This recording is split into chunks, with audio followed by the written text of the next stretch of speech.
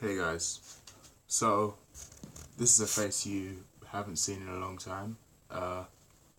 Well, let me get straight to the point of the clickbaity title.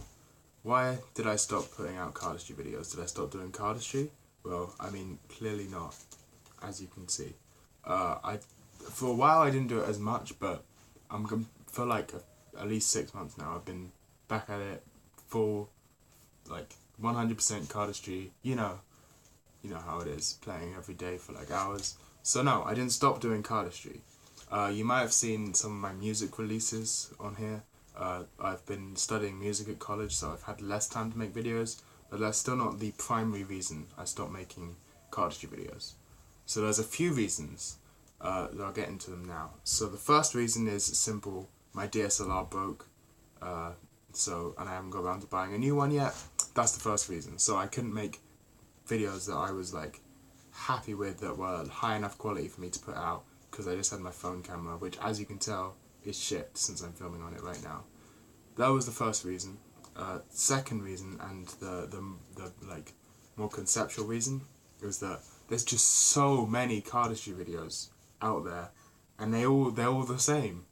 I mean, there's occasional like great masterpiece like Tobias Levin or Oliver Sogard kind of video, but 90% of the videos that are possible to do on my sort of, like with what I have, just sitting down, setting a tripod up in my bedroom, just with a camera on it and just filming, like even with my like interesting glitchy editing style that I had before, there was only so much you could do.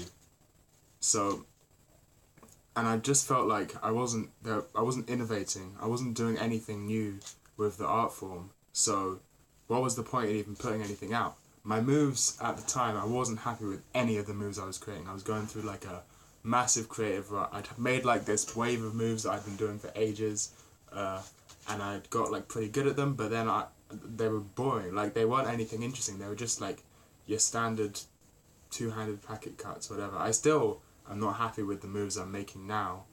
I've been experimenting a bit more, but I'd really like to create some more out there moves. Anyway, what I'm trying to get into is, so that's the other reason. I felt like there was no point in putting out a video if it's just going to be the same old shit as every other cardistry video. So the combination of those two things meant that I didn't put out a cardistry video for a long time, but I have not stopped doing cardistry, and that gets me into the point of this video. I've had an epiphany, if you will. I've been thinking that, I was thinking back, and I remembered an old Patrick Van Avis video where he went over the more conceptual, like theory side of cardistry, and talking about what makes moves work, and kind of comparing it to dance as well. And I was thinking, well, that's really interesting, and I have a lot of ideas about that, so maybe I should try making some videos about that. So that's what you're going to see in the future. I've got a few videos planned out in my mind. I'm going to start scripting them soon.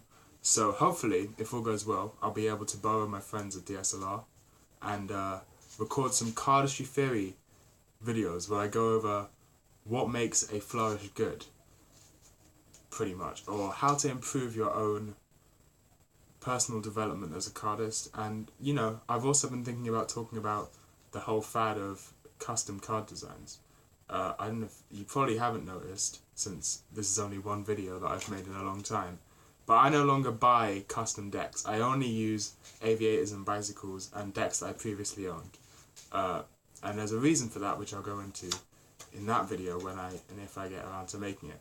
So stay tuned, the channel's not dead, we're coming back to life, we're gonna resurrect this shit like motherfucking Frankenstein. Stay tuned.